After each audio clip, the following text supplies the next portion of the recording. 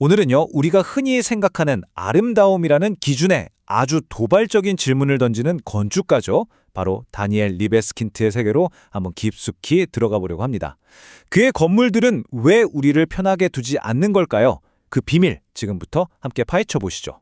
일단 그의 대표작 베를린 유대인 박물관부터 한번 보실까요? 이건 뭐랄까 마치 거대한 금속 조각이 번개를 맞아서 산산조각 난 것 같은 모습이에요.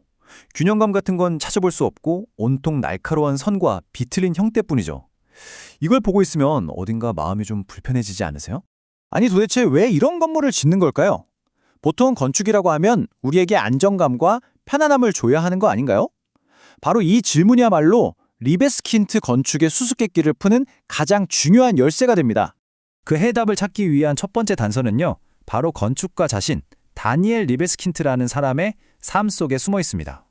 홀로코스트 생존자의 아들로 태어났다는 것 한번 생각해 보세요. 이게 뭘 의미할까요? 그의 건축은 그냥 예쁜 모양을 만드는 작업이 될 수가 없었던 거예요. 지워져 버린 역사와 희생된 사람들의 목소리를 담아내는 그릇이 되어야 한다는 거의 숙명 같은 거였죠. 말하자면 그의 건축은 기억을 위한 투쟁, 바로 그 자체인 셈입니다. 그렇다면 그는 이 무겁고도 거대한 역사의 기억을 대체 어떤 건축 언어로 번역해냈을까요? 이제 그의 머릿속 설계도를 함께 들여다보면서 그만의 아주 독특한 문법을 한번 해독해 보겠습니다. 그의 건축 언어는 크게 4가지 키워드로 이루어져 있어요. 첫째, 삶의 복잡다단한 모습을 담아내는 복잡성. 둘째, 부서진 역사를 상징하는 파편화. 셋째, 서로 다른 것들의 충돌을 보여주는 모순. 그리고 마지막으로 정답을 강요하지 않는 개방성. 이 4가지가 그의 모든 작품을 관통하는 핵심 DNA라고 할 수 있습니다. 첫 번째 키워드는 복잡성입니다. 그의 건물 안에서는요, 직선으로 쭉 뻗은 길을 찾기가 정말 어려워요. 길이 막 꼬여 있고 갑자기 막혀 있고 때로는 여러 갈래로 나뉘죠. 이게 바로 우리 삶과 역사가 정답은 이거야 라고 단순하게 설명될 수 없다는 그의 철학을 공간으로 직접 보여주는 겁니다. 두 번째는 파편화입니다. 정말 폭격이라도 맞아서 부서진 건물의 조각들처럼 보이지 않나요? 그는 이 파편들을 통해서 전쟁이나 갈등이 남긴 그 끔찍한 상처를 도시 한복판에 그대로 새겨 넣는 거예요. 이건 단순히 과거를 애도하는 걸 넘어서 그런 폭력이 언제든 다시 반복될 수 있다는 아주 서늘한 경고이기도 합니다. 세 번째 개념은 모순인데요. 이게 그의 건축에서 가장 극적인 부분일 수 있어요. 예를 들면 겉은 차갑고 위협적인 금속인데 그 안에 들어가 보면 놀랄 만큼 따뜻하고 부드러운 나무 공간이 숨겨져 있는 시기죠. 이런 극단적인 충돌을 통해서 그는 절망 속에서도 피어나는 희망, 폭력 속에서도 지켜내야 할 인간성 같은 아주 복합적인 감정들을 이야기하는 겁니다. 자, 마지막은 개방성입니다. 그의 건물은 우리한테 여기는 슬픔의 공간입니다 라고 정답을 알려주지 않아요. 대신 텅 빈 공간과 예측할 수 없는 길을 통해서 우리에게 질문을 던지죠. 당신은 이 공간에서 무엇을 느끼나요? 라고요. 다시 말해, 이 건물을 완성하는 마지막 주인공은 바로 그 공간을 경험하는 우리 자신이라는 뜻입니다. 자, 그렇다면 이 4가지 철학이 실제 건물을 태어났을 때 과연 어떤 모습을 하게 될까요? 지금부터 그의 대표작들을 통해서 그 놀라운 결과물을 직접 한번 확인해 보겠습니다. 그의 대표작 3가지를 보면 이 철학이 어떻게 구현되는지 확실히 알 수 있습니다. 베를린 유대인 박물관은 사라진 것들의 부재를, 영국전쟁 박물관은 전쟁의 파편을, 그리고 뉴욕의 원 월드 트레이드 센터는 절망 속에서도 피어나는 희망을 건축이라는 언어로 아주 명확하게 이야기하고 있죠. 유대인 박물관의 심장은 바로 이 보이드, 즉 텅 비어있는 공간입니다. 전시물 하나 없이 텅 비어있는 차가운 콘크리트 공간. 그런데 말이죠. 바로 그 없음을 통해서 우리는 홀로코스트로 사라져간 수많은 사람들의 있었음을 그 어떤 전시물보다도 더 사무치게 느끼게 됩니다.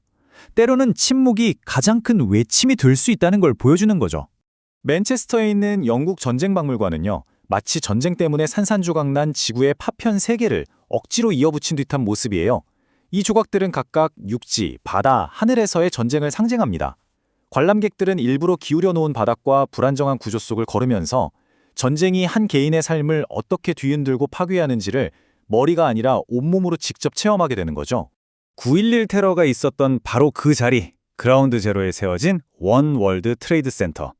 이 건물의 높이는 정확히 1776피트입니다. 왜 하필 1776피트일까요? 이 숫자는 그냥 나온 게 아닙니다. 바로 미국이 영국의 지배에서 벗어나서 자유를 선언했던 해 1776년을 상징하는 거죠. 그러니까 이 건물은 테러의 상처 위에 세워진 그냥 높은 빌딩이 아니라 그 어떤 공격에도 절대 굴하지 않겠다는 자유와 회복의 정신을 하늘을 향해 외치는 아주 강력한 선언인 셈입니다. 그의 모순이라는 철학은 이런 거대한 건물뿐만 아니라 이렇게 한 가족이 사는 주택에도 그대로 적용돼요.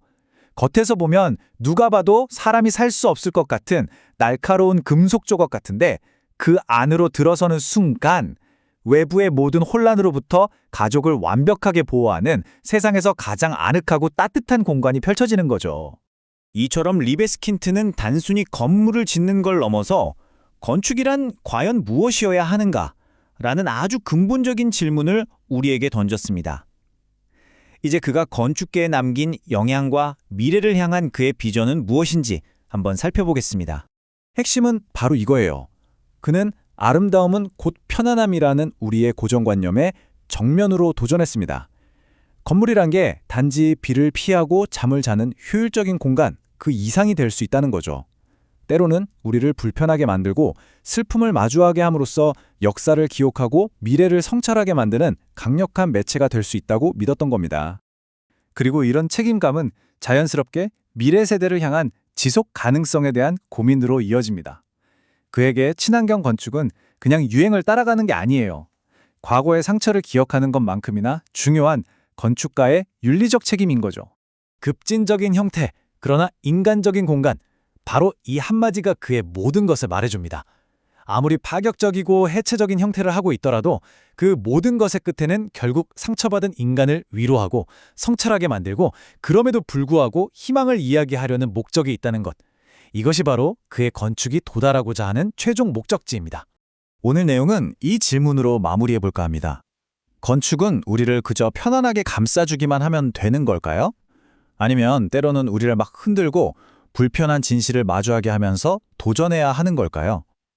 다니엘 리베스킨트는 그의 건축물들을 통해서 우리에게 계속해서 묻고 있습니다. 여러분의 대답은 무엇인가요?